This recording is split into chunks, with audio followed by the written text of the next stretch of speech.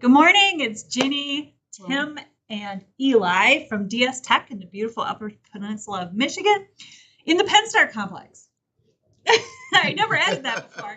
Anyway, we're going to talk today about incident response. And do you have a plan?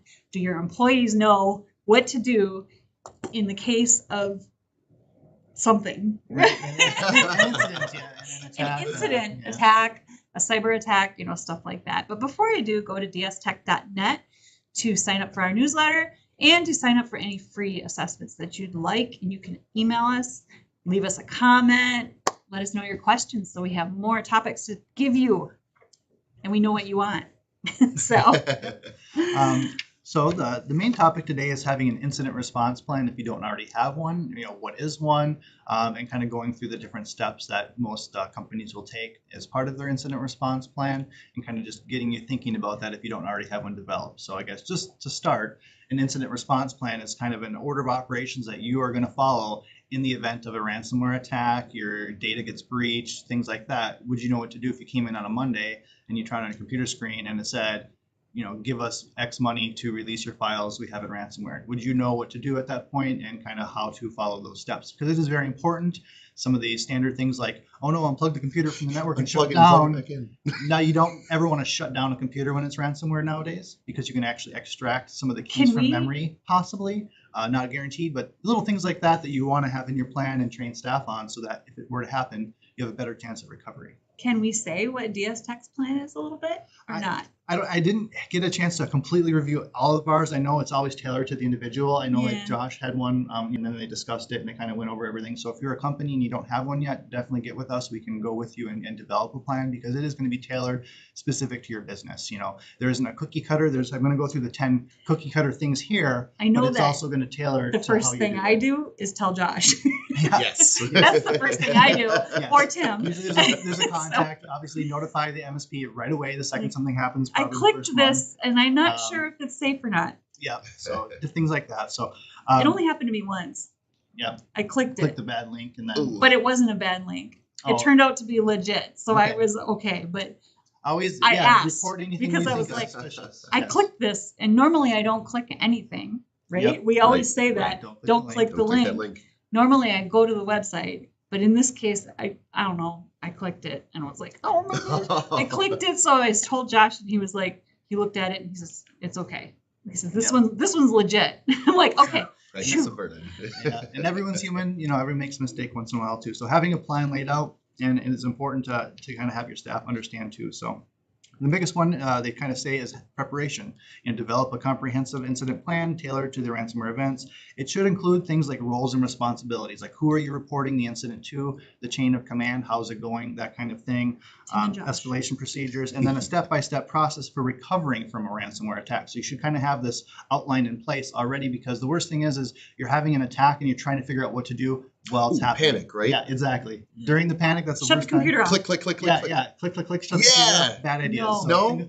Okay. Yeah, exactly. So the biggest thing you can do to kind of help this is with detection. They have, SIEM devices, or SIEM, SIEM, and EDR solutions, endpoint detection and response solutions. So the nice thing is with DS Tech, if you have our SentinelOne solution on all of your computers, it's actually a really good solution that can help find ransomware attacks before it's even starting, that kind of thing. So by having software in place can definitely help mitigate it from even occurring in the first place.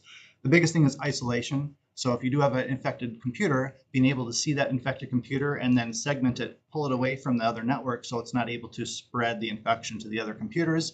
Good thing with like the SentinelOne antivirus, it's built in to automatically separate that computer from the network automatically. If it detects something's going haywire, it will just make it so it can't communicate with anything else to help prevent the spread of that as well. The old idea of like shut the computer down, unplug it.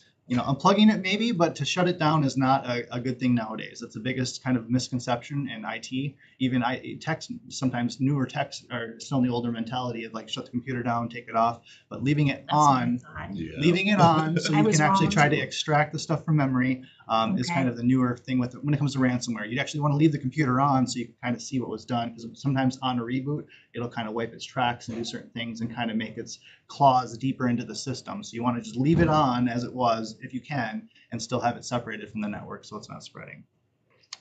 Having some notifications and a clear process in place of who am I going to contact? Is it the IT staff? Do we contact the MSP, the executive management? Time is of the essence. So having the plan laid out of, hey, if you have this issue, say you clicked a phishing email link, that's probably not as bad as walking into a ransomware, but you still want to immediately report it to your manager, who then can maybe report it to us, and we can look at it to see if it was a true phishing link or not. Things like that. You might have different plans in place to how you want that to flow. The idea of containing the systems, again, can be used with software like that we have as well, but just making sure, again, it's not spreading with the isolation. You do want to have a good investigation. So when the whole incident's over, say we found a machine, it was starting to get ransomware, but we were able to roll it back to a backup, it never spread. You still want to have a deep investigation of all the computers in the network just to make sure there's not a foothold still lingering around, things like that, and kind of look at how did it get in, and obviously be able to analyze that for later so it doesn't happen again in the future. Recovery, obviously, for me, investigation and recovery, you kind of like, obviously, depending on the business needs, you're going to want to recover them quickly. But it is an issue where if you recover it before you investigate, you might be just putting their backups back in there to be siphoned again. So you want to investigate, make sure it's clean, make sure the environment's good before you kind of restore. Otherwise, you're restoring the data back in, and it's just you're kind of running in circles. So that's why it's good to kind of do a nice investigation, look at all the details, kind of go with that.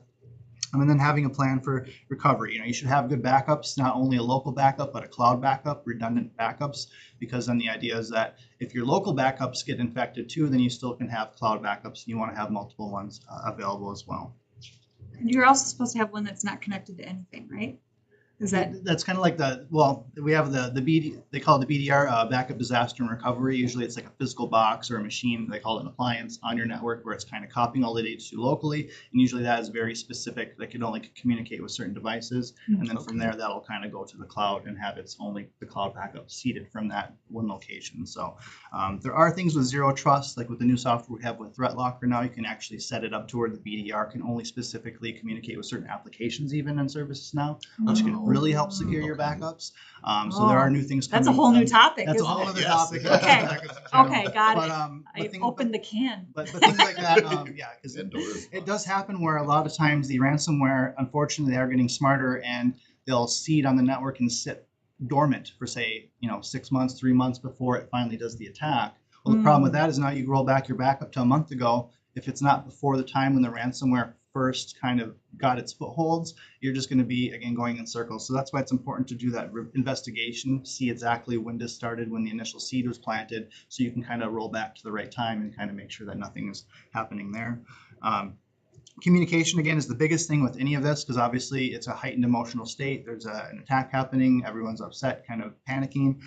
So having the actual communication between employers, staff, you're contacting the MSP, the disaster recovery. You usually want to have insurance roped in as well. The biggest thing with the ransomware, one of the first things you want to do is notify your insurance carrier that, hey, we have a ransomware attack, and then start going through that kind of stuff.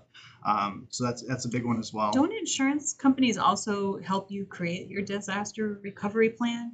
They will as well, because they'll have steps that they want you to take. They'll remind, obviously, for their benefit, they're going to remind you to obviously don't shut the computers down that are infected, things like that, because they don't want to have to pay out the ransom to these hackers. They'd rather be able to restore it and just get back to a good point in time in your business. So for sure.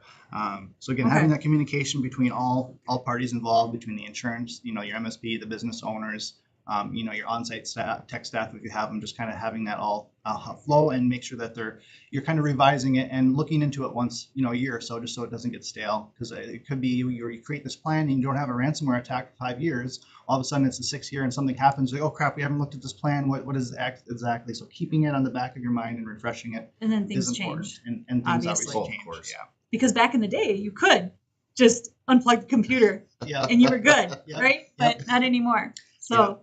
So that kind of goes in here, legal and regulatory compliance, consider legal and regulatory requirements related to data breaches and ransomware incidents, determine whether any authorities or regulatory bodies need to be notified, and follow up with procedures. So obviously financial institutions, certain things like that are a little bit more, higher to get the right people involved quickly than, unfortunately, like say an automotive shop on the corner. It's, he's dealing with his customer data, still very important. Every business is important, but obviously depending what industry you're in, notifying the proper people of what happened is going to be important and part of that compliance as well. And then the last thing, after all of this is all done, to be able to look back at it all and get your lessons learned. Obviously there's going to be some sort of source of the attack, being able to figure out where that came from, and then obviously continue training on how to avoid it in the future. During the incident, it's so easy to kind of try to place blame on who did what and what, but who cares about that during the incident? Get things rolling, get things recovered and working again. And then after you've done your discovery and you're looking at everything, then figure out the lessons learned after it's over and kind of business is returning to usual. And then that's kind of how you would want to go into that. So, conduct post-incident review, identify weaknesses, evaluate the effectiveness of your current plan, figure out where it failed, where we can do better and things like that. So cool. And then obviously the feedback loop helps enhance the organization's resistance to future ransomware attacks. Also, it's not in here, but what I've seen companies do is kind of be public about it, depending, hey, we had this incident, we lost our customer data, or our customer was breached. Like in Target, the big companies, they usually have some sort of post right up to let the customers know, here's what happened. We had a thing, we mitigated it, we put this new thing in place, so it's not going to happen again. That kind of thing. You want to notify all your customers what you're doing to kind of take care of that as well. Yeah. Yeah. So wow. I know I just kind of went through a whole lot at once, I guess. That was a lot of plans. My takeaways were, number one, tell somebody, right? Yes. Number two, speed is key. Yes. Isolate. Yes. Right? Investigate, which is the detective part, find out what happened and what's lost and that kind of thing. Have your backups ready, right? Recover, communicate with all the people that you need to communicate with, right? Including your insurance company, employers, employees, customers. Everyone involved. MSPs, IT people, all that kind of stuff. And then what did you learn? Is that it in a nutshell? Yep, pretty much in a nutshell. Yep. Okay, cool. And the nice thing is once you have this plan outlined, it'll make some of that stuff where you're like, who do exactly I contact? You have all these different parties, but if it's outlined in the plan, employee reports to manager, management reports to the MSP can then notify the insurance. However it's built in your policies and your contracts, that's we want to follow that exactly to a T, and it will make things much less stressful, even though it'll still be a stressful situation. But being able to have a plan in place, it'll get you through that situation much more quickly and with less issues down the road. So. And unfortunately, we have helped customers through some of these things. Yes. And it's only as the technology keeps advancing and things are more and more connected. Unfortunately, in the future, I do I don't want to hate scaring people or scaremonger fearing, but I do see it keeps ramping up more and more and more. And it's just one of those things you just unfortunately as technology grows, it's just part of the. It's constantly changing. It's part of the whole landscape's picture. Always evolving. Yeah. So there's the unfortunate part, and there's the exciting part. Yeah. So. The good, the bad, the ugly. Yeah, for sure. Hey, that's a good ending. Yeah. The good, the bad, and the ugly. We won't even say who's who. You can.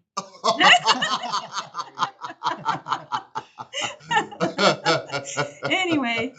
So that's it. That's a wrap for today. Make it a great day, and we'll see you next time. Go to our website to sign up for our newsletter and then any free assessments. And if you have any questions, drop them or email them to us. So make it a great day.